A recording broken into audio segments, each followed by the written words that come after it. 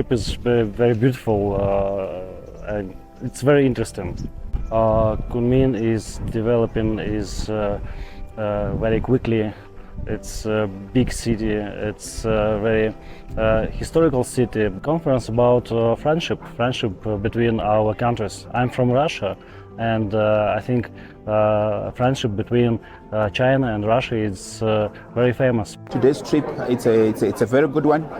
We've managed to visit the first section where we saw the master plans of the community.